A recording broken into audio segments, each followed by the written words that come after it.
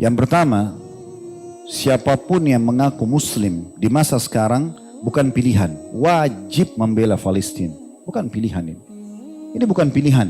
Dan bukan saatnya sekarang mencari-cari mungkin karena ini, mungkin karena itu. Umat Islam lagi dibantai. Mau umat Islam yang dahulu menyerang atau tidak, itu tidak ada urusannya. Sekarang umat Islam lagi diserang dan mereka sedang membela dirinya. Kondisi teman-teman kita sekarang di Palestina mirip waktu kita dijajah sama Belanda. Bagaimana kalau kita orang Indonesia tiba-tiba melawan dan memberontak terhadap pemerintah Belanda pada saat itu? Kita disalahkan? Tentu saja tidak. Negara kita kok. Tanah air kita dirampok. Nah begitu keadaan orang Palestina. Jadi walaupun sekarang ada banyak orang di media mengatakan, oh kan orang Palestina yang duluan menyerang. Loh mereka dijajah. Masa kita dulu kalau kita serang Belanda karena mereka jajah lalu kita disalahin? Kan lucu kan? Kan tidak mungkin. Jadi ini bukan opsional sekarang. Bukan mengatakan, oh itu bukan masalah saya. Nggak bisa, wajib. Allah akan tanya kita. Per individu, apa yang sudah kamu lakukan buat saudaramu di sana? Minimal dengan doa. Hanya angkat tangan modalnya. Berdoa memuji Allah lalu memuji salawat kepada Nabi SAW. Doakan agar Allah berikan kepada mereka solusi. Begitu juga dengan Allah binasakan musuh-musuhnya. Karena memang Nabi SAW mendoakan kebinasaan buat musuh. Ya. Ini satu sisi. Jadi tidak boleh kita sekarang menganggap ini bukan masalah kita. Ini masalah umat Islam. Kita ini harus seperti satu jasad kata Nabi SAW. Kalau satu luka jari kita kena pisau misalnya. Kata Nabi SAW seluruh jasad itu akan demam. Harusnya begitu.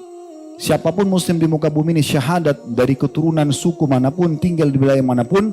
Kapan dia terganggu maka sudah harus kita bela. Ada seorang wanita di ujung perbatasan negeri Persia di zaman Khalifah Mu'tasim, salah satu Khalifah Abbasi. Dia rupanya perempuan ini lagi jalan lalu ketemu dengan 3 orang tentara Persia. Tiba-tiba tentara Persia itu menarik jilbabnya kemudian memukul wanita ini. Lewat seorang muslim di situ, muslim ini merasa tidak mampu membantunya, tapi dia dengar perempuan ini mengatakan wa Mu'tasimah. Maksudnya hai Mu'tasim, tolong saya. Perempuan itu berkata, dan di situ wilayah jauh sekali dari umat Islam, wilayah kekuasaan mereka. Maka si laki-laki ini dia naik keledainya menuju ke ibu kota kerajaan dinasti Abbasiyah di Irak, jauh sekali. Perjalanannya mungkin memakan waktu 1 bulan untuk sampai ke sana. Dia izin ketemu sama Mu'tasim, diizinkan lalu dia sampaikan. Saya dengar di sana, saya lihat sendiri dengan mata kepala satu orang muslimah ditarik jilbabnya digebukin sama tentara Persia.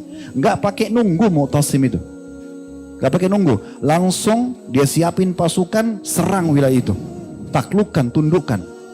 Walaupun musim dingin pada saat itu mereka bertahan sampai 40 atau 50 hari. Untuk menembus benteng itu karena muslimah tadi dicoreng kehormatannya.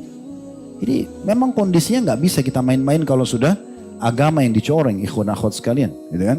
Kita sekarang harus peduli dengan doa kita peduli dengan harta kita. Sekarang cukup banyak lembaga-lembaga yang mengumpulkan donasi, menyumbang semampu kita gitu.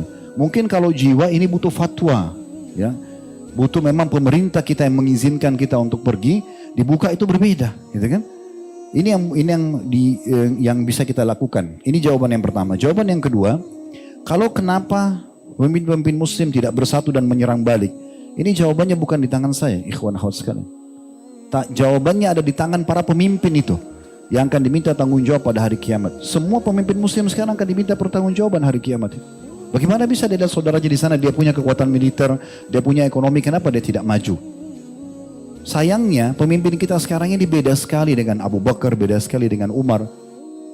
Abu Bakar itu sebenarnya Nabi SAW ada 2 kelompok muncul pada saat itu, 3 kelompok malah sekaligus.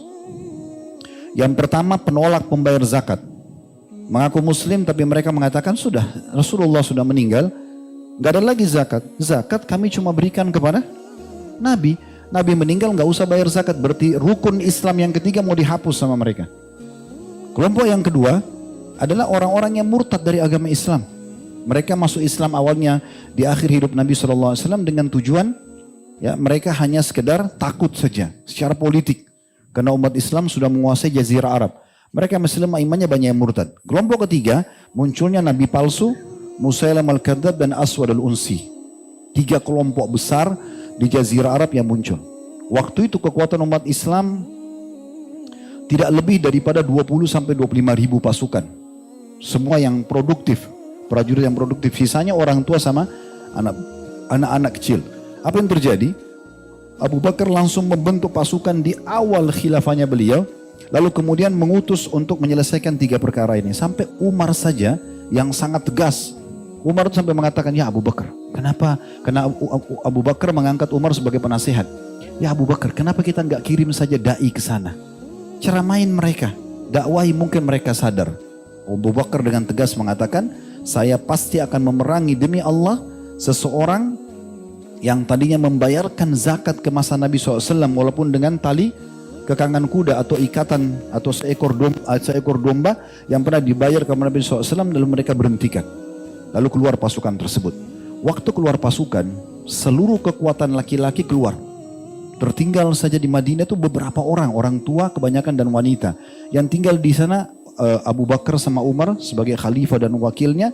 Kemudian juga beberapa sahabat yang memang disuruh oleh Abu Bakar mengurus Baitul Mal, mengurus beberapa hal yang berhubungan dengan keperluan kaum muslimin.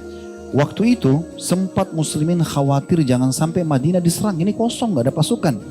Tapi ternyata dengan niat yang tulus untuk membela Islam, membela agama Allah SWT ini yang terjadi, justru musuh-musuh di luar sana berpikir, gak mungkin Madinah kosong. Gak mungkin Raja Muslim mengutus pasukannya sementara membiarkan kandang dia sendiri Madinah itu kosong. Maka dengan itu mereka khawatir menyerang Madinah dan akhirnya Allah berikan kemenangan di tangan Abu Bakar. Dan ulama mengatakan jasa Abu Bakar yang luar biasa, di masa hidupnya walaupun cuma 2 tahun dia telah menyelesaikan 3 perkara besar ini. Perkara pertama adalah semua penolak zakat diperangi dan harus tunduk kepada hukum Allah, dan rukun Islam tidak jadi dihapus oleh mereka. Orang-orang yang murtad diperangi. Itu juga dengan para nabi-nabi palsu, semuanya diperangi. Akhirnya 2 orang ini, As-Swadul Unsi dan Musailamah Kadzdzab, meninggal di masa dia. Di zaman Umar juga begitu. Di zaman Umar tidak ada satupun orang non-muslim yang berani mengganggu umat Islam. Mengganggu saja nggak mungkin. Mereka segan.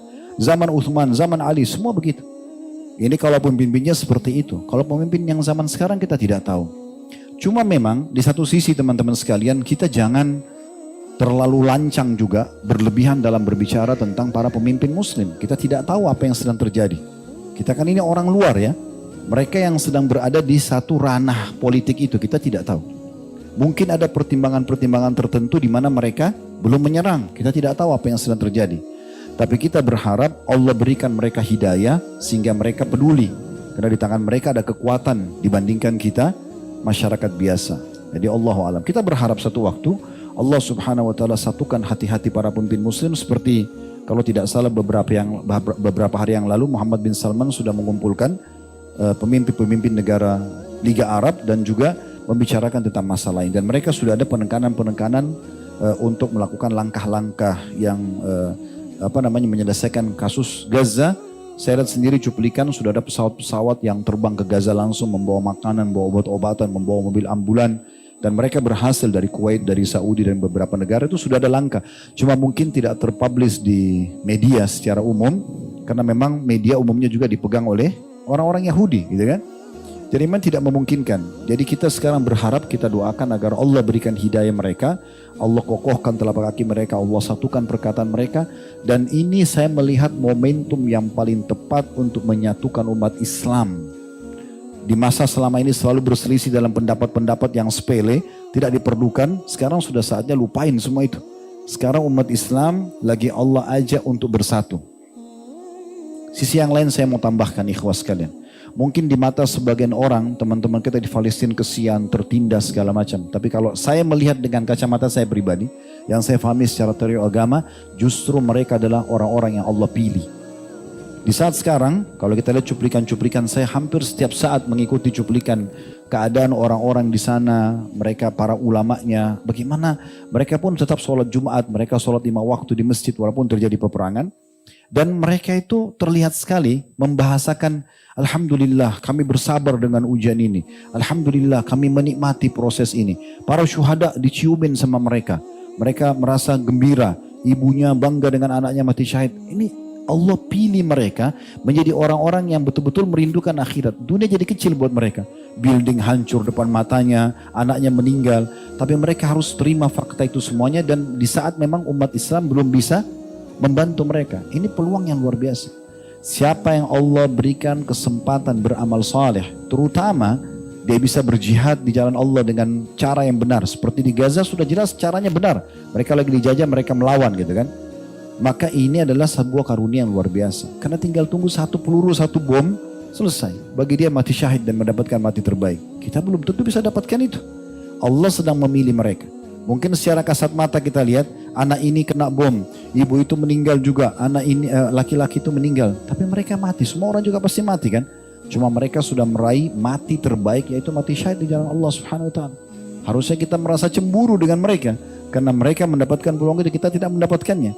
Tapi kita masih bisa meraih peluang itu dengan niat kita dan doa kita. Kita partisipasi bersama mereka di pahala.